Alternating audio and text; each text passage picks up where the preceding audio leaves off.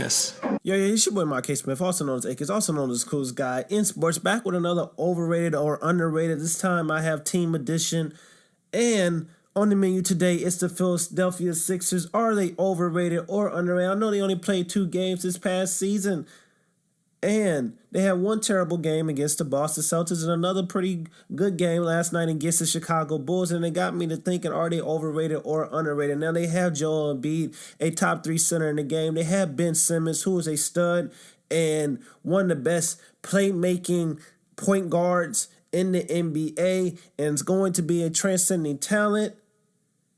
But their 2 best players have a lot of flaws. One flaw is, of course, the health. Both of them have missed time due to injuries, and we know Joel Embiid is always going to be a health scare with Joel Embiid. And another is for Ben Simmons. We know the main one. He can't shoot, and he's also has missed time due to injury.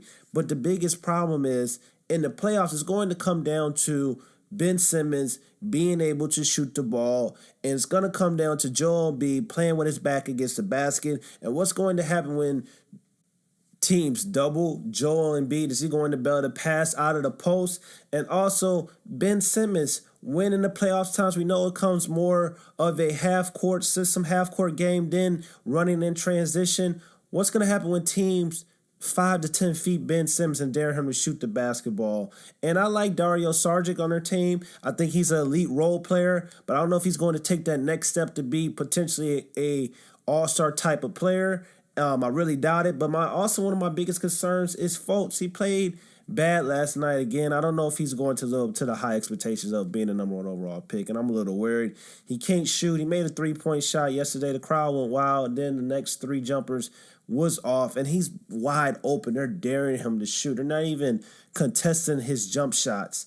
And I think he's better off just becoming a slasher, attacking the basket, trying to find ways into the lane, being like a young D. Wade at the start of his career. You know, Dwayne Wade didn't have a jumper to rely on, but he was so good at slashing and unstoppable at getting to the rim. I think that's what Markelle Fultz needs to do to become a consistent offensive threat, because his jumper right now is a no-no. Maybe he's just lacking confidence in his jumper, and maybe he did fix his jumper last season, and I really hope that's the case. But as of right now, what my eyes are seeing, he has no confidence in his shot, and his jumper is still off. So believe it or not, the Sixers are overrated, and I'm sadly to say this because I would love the Sixers to go to the Eastern Conference Finals and to the NBA Finals, but it seems to me they are lacking another star on their team. They had a terrible offseason, didn't get a star, lost key role players who were shooters for them, and I don't know if this team's going to make the Eastern Conference.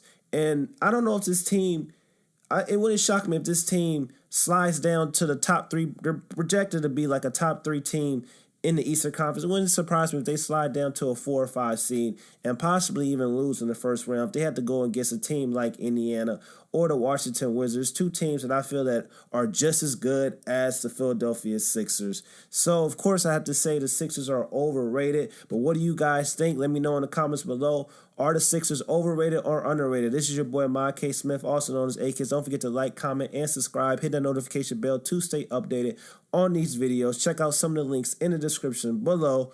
I'm gone, man. Peace.